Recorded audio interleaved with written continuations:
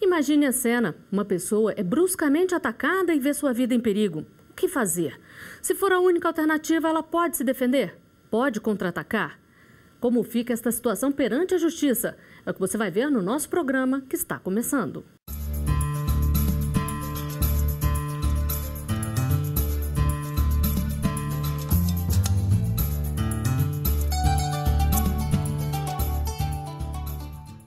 No artigo 5º de hoje, vamos mostrar o que configura a legítima defesa e o que acontece quando a tese é aceita.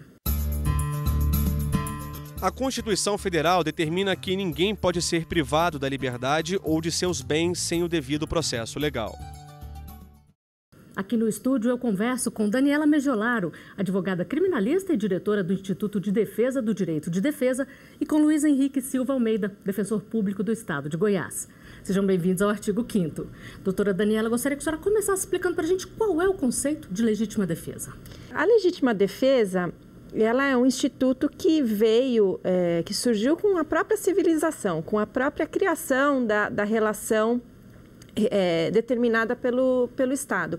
O Estado ele viu ali uma necessidade de prever esse instituto de defesa privada em momentos em que ele não pudesse, de alguma forma, agir em nome da defesa do cidadão.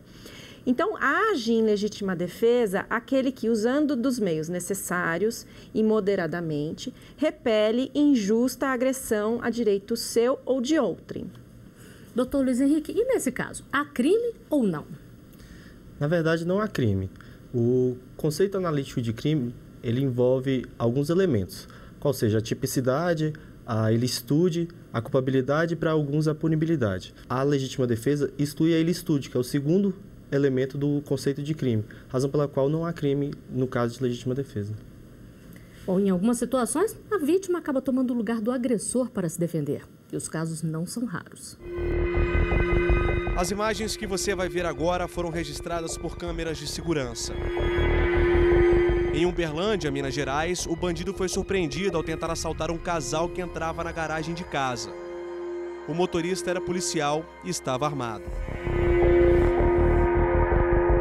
Em Campos Gerais, também no interior do estado, 2 jovens renderam clientes e funcionários de uma padaria, mas foram surpreendidos pelo dono, que reagiu e acertou um dos assaltantes. Em Antonina, litoral do Paraná, um homem ficou gravemente ferido ao tentar assaltar um posto de gasolina. O frentista reagiu e ateou fogo no criminoso. E em Curitiba, um policial militar matou o bandido que anunciou o assalto em uma farmácia. Doutora Daniela, a gente viu aí 4 diferentes casos. Em todos fica claro que houve legítima defesa? Pelas imagens, eu não me sinto à vontade de dizer que fica claro ou não, porque você pode observar que são situações de assalto, em que os ladrões estão ali empunhando armas e as vítimas reagem. Mas agiram sim com os meios necessários, houve ali uma execução, é complicado. Não é uma coisa muito simples de se demonstrar e de se afirmar. Doutor Luiz Henrique, em caso de crimes contra a vida, tem que se levar ao tribunal do júri em caso de homicídios, por exemplo? Porque existem algumas correntes que defendem que sim, né? Essas correntes que defendem é porque seria o juízo natural para julgar esses casos. Contudo, o Código de Processo Penal ele prevê que, havendo manifesto excludente de ilicitude, como a legítima defesa, poderia sim o processo ser arquivado já no início, caso se configurasse essa excludente. Mas muitas vezes é difícil já no início, durante as investigações, ficar comprovado, porque normalmente a investigação, na verdade, ela busca analisar a ocorrência de um crime, não a ocorrência de uma circunstância que exclua o crime. Muitas vezes, nas investigações, chega-se a essa conclusão e muitas vezes ela é patente, mas muitas vezes não. Recentemente, a gente teve o caso do cunhado de uma apresentadora de TV que, em tese, pelo que foi noticiado, teria agido em legítima defesa, mas pode ser que o promotor responsável pelo caso tenha vislumbrado a hipótese de algum excesso nessa legítima defesa, o que levou ele a, tendo em vista o princípio da indisponibilidade da ação penal pública, ajuizar uma ação em desfavor dele e colocar o juízo natural para analisar esse caso, que é o tribunal do júri, a par da situação. Pois é, doutora Daniela, nesse caso foi pedido o arquivamento, depois pediram para desarquivar. Como é que isso funciona? Quem é que pode pedir o arquivamento de um processo por considerar que houve legítima defesa? Esse caso ele trouxe uma certa polêmica porque o delegado de polícia, ao concluir o inquérito policial, ele sugeriu o arquivamento, vislumbrando ali uma hipótese de legítima defesa. A autoridade pode, sim, sugerir, ela não pode determinar ou requerer. Quem requer é o Ministério Público, que é o dono, né, que é o titular da ação penal, e quem determina é o juiz o arquivamento de um procedimento em caso de legítima defesa. E pode ser pedido o desarquivamento depois? Tem um prazo para isso? Não tem prazo, mas para desarquivar um inquérito policial tem que haver provas novas. E num caso de legítima defesa, pressupõe-se que não há provas novas a surgir.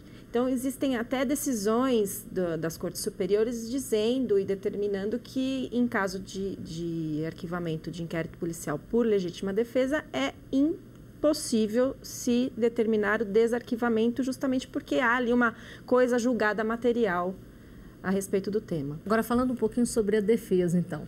Para a defesa, como é que fica quando é alegado legítima defesa? É fácil comprovar? A comprovação da legítima defesa depende das circunstâncias fáticas e muitas vezes a gente não tem imagens, como foi mostrado aqui. Muitas vezes você só tem o agressor e a vítima. E é dos laudos, dos relatos que são dados que você tem que extrair ali uma circunstância de legítima defesa. E aí eu dou um exemplo de um júri que eu já fiz recentemente. Existia um laudo no processo que comprovava que o réu do processo teria tomado uma facada nas costas. Além de outros elementos que comprovavam que ele teria sofrido uma agressão anterior e a agressão que ele, a reação que ele teve foi se agarrar num pedaço de madeira e desferir alguns golpes na vítima. Não foram muitos golpes, então deu para ficar claro que não houve inclusive um excesso. Simplesmente, às vezes, num golpe ou no outro, acerta em determinado lugar e acaba causando um resultado muito mais grave do que se imagina. Mas as circunstâncias ali permitiram chegar a essa conclusão. Mas muitas vezes isso é difícil. E o réu foi absolvido? Foi absolvido. Agora, como é que ficam os antecedentes criminais dessa pessoa, doutora Daniela? Se é considerado legítima defesa, como é que fica? Na verdade, isso não gera antecedente criminal, justamente porque ela foi absolvida e houve ali a conclusão de que aquela atitude dela foi absolutamente amparada pela legislação. Foi uma atitude legítima e prevista, inclusive, no Código Penal, como excludente de ilicitude. Bom, nós temos uma pergunta feita nas ruas para ser respondida pelos nossos convidados. Vamos conferir. Se eu tomar a arma do bandido e atirar nele, eu posso ser julgado? Doutora Daniela, nesse caso, configura legítima defesa? O telespectador perguntou se ele pode ir a julgamento. Pode ir a julgamento, existe essa possibilidade, especialmente se ficar ainda nebulosa a questão do excesso. E se o agressor invadiu a casa da vítima, doutora Daniela? Fica numa reação instintiva do ser humano de se autodefender.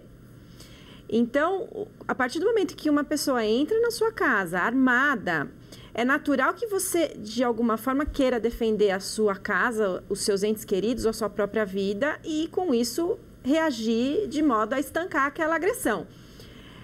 Portanto, eu diria, sim, o sujeito ele tem o direito de se defender. A questão é justamente de como ele vai se defender.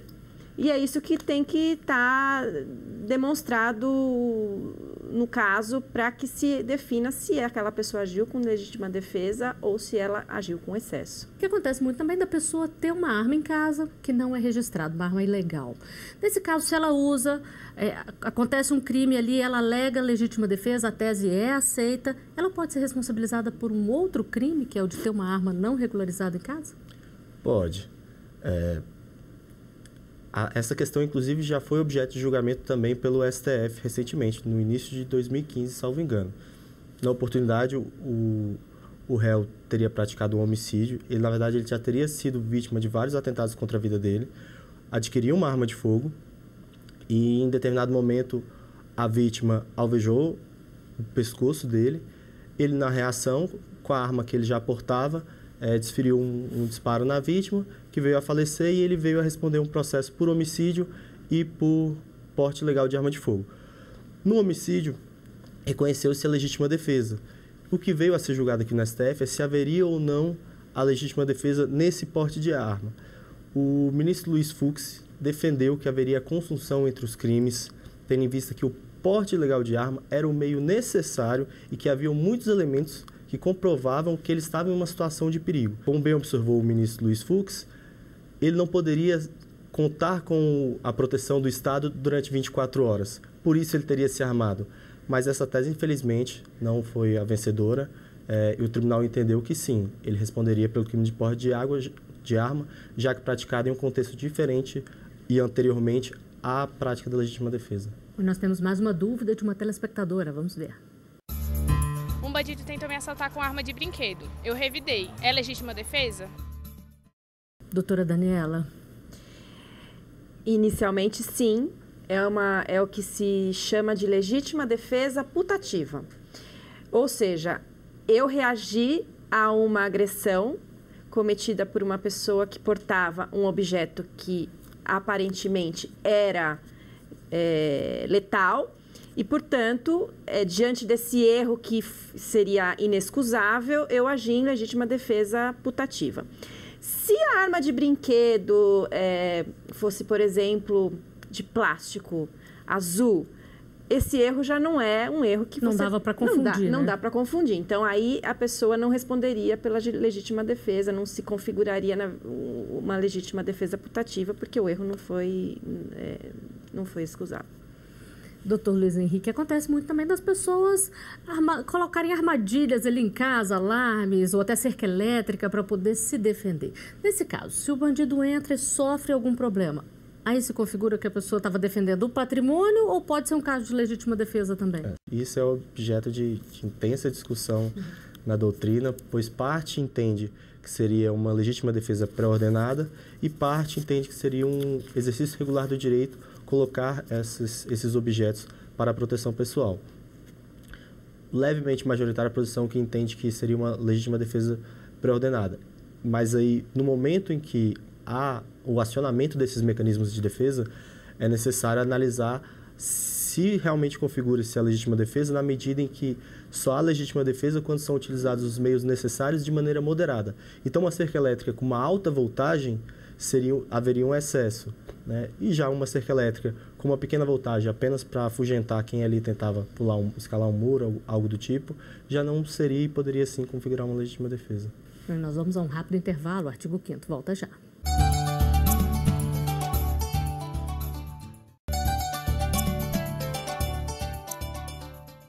Estamos de volta com o artigo 5º. Aqui no estúdio eu recebo Luiz Henrique Silva Almeida, defensor público do Estado de Goiás, e Daniela Meggiolaro, advogada criminalista e diretora do Instituto de Defesa do Direito de Defesa. No programa de hoje a gente conversa sobre legítima defesa. E nós temos mais uma pergunta feita nas ruas para ser respondida pelos nossos convidados. Para não ser assaltado, uma pessoa atropela alguém. É legítima defesa? Doutor Luiz Henrique. Muitas vezes esse é o único meio da pessoa realmente de repelir essa agressão. É a única reação que ela pode ter. Mas deve-se vislumbrar se não haveriam outros meios de se defender, ou se esse era o único meio de defesa realmente da pessoa. Só simplesmente o fato de atropelar porque estava sendo assaltada, a princípio não configuraria. Mas há sim, é possível vislumbrar uma agressão e uma reação, a depender do caso, de forma moderada ou a única que era possível. Porque essa reação, utilizando-se dos meios necessários e moderados, ela não é uma equação aritmética. Muitas vezes a minha reação ela é desproporcional à agressão, mas é a única forma que eu tenho de me defender. Muitas vezes uma senhora está sendo agredida por um rapaz forte e o único jeito dela se defender é com uma arma, que é desproporcional à força física de uma pessoa. Mas ainda assim, seria muitas vezes o único meio dela de se proteger. Pois é, doutor Luiz Henrique falou uma coisa interessante, que não é uma equação aritmética. Como saber, então, se houve ou se não houve excesso? Analisando as provas, acho que levando-se em conta muito bom senso. E, repetindo, eu acho que a legítima defesa, ela é uma reação instintiva do ser humano de sobrevivência. E isso deve ser sempre levado em conta. Ele tem que dispor ali dos meios à sua volta para defender a si, ou a direito seu, a direito de terceiros. Agora, a doutora Daniela também falou uma coisa interessante aqui, direito de terceiros. A legítima defesa, ela se configura apenas se a agressão é contra aquela pessoa que revidou ou ela pode estar defendendo alguém? Código Penal, no artigo 25, onde ele prevê expressamente as circunstâncias em que ocorreria a legítima defesa, prevê expressamente que a legítima defesa ocorre quando se defende uma agressão injusta, atual e iminente a direito próprio ou de outrem. Ou seja, é possível sim a legítima defesa de terceiros. Nós temos mais uma pergunta feita por um telespectador. Vamos ver. Eu revidei uma agressão verbal que eu sofri. Eu posso alegar legítima defesa? Doutora Daniela. Eu diria que não, mas os efeitos, na verdade, práticos são os mesmos. Quem reage a alguma agressão verbal, geralmente reage agredindo verbalmente também. Então, por exemplo, uma pessoa me xinga, eu xingo de volta. Ela está cometendo uma injúria contra mim e eu cometo uma injúria contra ela. Eu não diria que isso é uma legítima defesa contra a minha honra. Eu diria que esse é um poder de reação a um crime contra a honra. E essa reação, ela não implica num crime porque não há ali o ânimo de ofender o agressor. Você está agindo em reação a uma ofensa. E a jurisprudência em relação a esse tema é muito clara de que, agindo em reação a uma ofensa, não há o ânimos de ofender. O fato, portanto, é atípico, não se configura nenhum crime contra a honra, nem a calúnia, nem a injúria, nem a difamação. Doutor Luiz Henrique, nós estamos falando aqui de crimes contra a honra, mas é bom deixar bem claro que é diferente de legítima defesa da honra, não é mesmo? Essa tese ainda é aceita? Defender a honra com sangue já deixou há muito tempo de ser aceito pelo senso comum das pessoas. Mas ainda é utilizado como argumento em muitos tribunais do júri, justamente porque pessoas iguais ao réu são as que julgam ele. E muitas vezes elas são capazes de analisar que no momento de perturbação de ânimo, a pessoa age num ímpeto e pratica um ato que, em situações normais, ela não praticaria. Muitas vezes é necessário analisar todo o contexto para entender o que leva uma pessoa a praticar determinado crime, né? E justamente esses crimes, essa tese de legítima defesa da honra envolve muito isso, a perturbação de ânimo que o réu tem na hora que ele vê determinada situação. É um pouco diferente do que sabe e, depois de muito tempo, planeja vir praticar algum crime. Mas ela não é bem aceita pela jurisprudência, pela doutrina, mas ainda é utilizada muitas vezes em tribunais. Até o Código Penal de 1940 havia uma previsão expressa de excludente de ilicitude para aquele que agisse em repulsa a uma provocação da vítima, né? Então, essa era uma tese prevista em lei para excluir aquele crime que eventualmente veio a ser praticado. Como a lei deixou de prever expressamente isso, com o tempo, os advogados de defesa começaram a desenvolver a tese da legítima defesa da honra, que vigorou até o início dos anos 80, e depois disso realmente ela foi caindo. Mas uma coisa que é bem interessante, que houve uns 10 anos atrás, uma pesquisa realizada por 3 advogadas que atuam no Tribunal do Júri, uma delas, inclusive, é a defensora pública do Estado de São Paulo, a Juliana Belocchi, sobre a aplicação, hoje em dia, dessa tese de defesa, em como os jurados ainda aceitam. A pesquisa, ela não só focou no Estado de São Paulo, ela focou em vários estados da federação, se eu não me engano, em 17 estados da federação, e de 43 casos em que isso foi levantado, essa tese da legítima defesa da honra foi levantada, saíram vencedores 22 casos, ou seja, 22 réus foram absolvidos em situações em que se alegou legítima defesa da honra. Então, realmente foge do senso comum, mas, infelizmente, esse sentimento de objeto, especialmente do homem com a mulher, ainda existe no Brasil. Ainda hoje. Infelizmente. Mas também é uma tese de defesa que, na minha opinião, é válida, porque, como o Dr. Luiz Henrique disse, muitas vezes a pessoa perde perde a razão naquele momento por uma situação extrema e que ele não é um assassino contumaz. E muitas vezes o tribunal, os jurados entendem que sim, é o caso de absolver, porque o jurado ele é livre para decidir como quiser. E há uma mudança de paradigma que a gente ainda está vivendo, né? A visão da população já mudou. Então, com o tempo, talvez essa tese de legítima defesa perca um pouco de força, mas ela ainda hoje é utilizada justamente porque há casos em que realmente há peculiaridades que permitem vislumbrar uma situação de perturbação. Bom, como nós estamos falando aqui de casos julgados por pessoas comuns, nós vamos mostrar agora como a alegação de legítima defesa é vista pela sociedade. Confira as opiniões. Legítima defesa é um ato de você preservar a sua vida de uma forma geral. Então eu acredito que quando você age em legítima defesa, a justificativa já vem pelo título. Eu acho que não deve ser julgado, né? Porque é uma defesa. A pessoa chega para fazer um mal para a gente, se a gente pudesse defender, é um direito que a gente tem. Tá correto. Eu acho que a gente não deve ser julgado por tentar proteger o que é nosso. E é isso que eu acredito. Se você está se defendendo, eu acho que você tem... Não deve ser julgado por causa disso. Se você for, vão querer te matar e você vai e não faz nada. Você está se defendendo, eu acho que é um direito, sim, da pessoa. Doutora Daniela, a questão, como a gente tem falado aqui, é neutralizar a ação e não exacerbar, não é mesmo? Em algum caso, a pessoa que age, que revida contra uma que está desarmada, ela pode usar uma arma? Olha, tem um exemplo que é o seguinte, eu acho bem interessante. Uma pessoa foi atacada por outra com um tijolo. E a outra estava armada. Ela atirou naquele que estava com um tijolo. Houve excesso? Não houve excesso?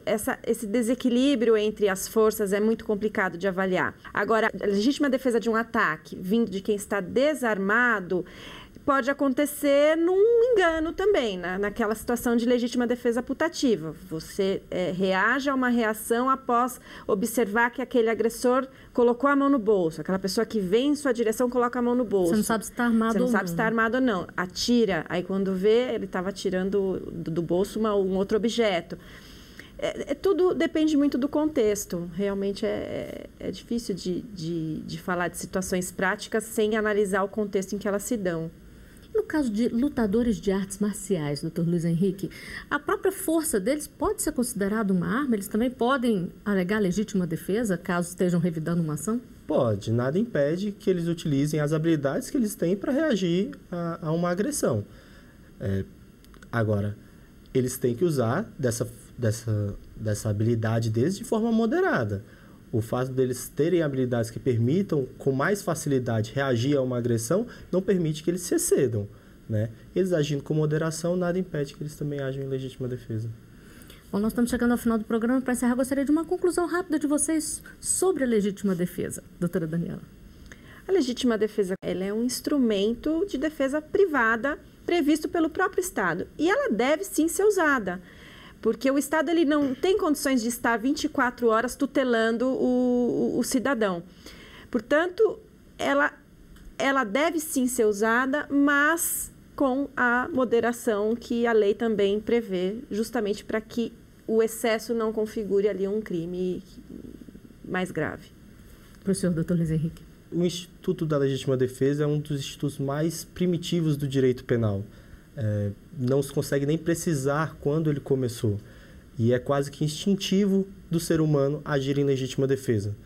Então, eu acho que ele é extremamente válido, como bem observou a doutora Daniela, desde que usado na forma como prevê o Código, de forma moderada, utilizando os meios necessários, não há nenhum problema. Não dá para se confundir legítima defesa com fazer justiça com as próprias mãos. Exatamente. Bom, o artigo 5º de hoje está chegando ao final. Doutor Luiz Henrique e doutora Daniela, eu agradeço muito a presença de vocês aqui conosco. E eu agradeço também a você que nos acompanha. Continue conosco na TV Justiça. Participe enviando a sua sugestão de tema para o e-mail artigo5@stf.jus.br. Você também pode rever os nossos programas acessando o site tvjustiça.jus.br. Até o nosso próximo encontro.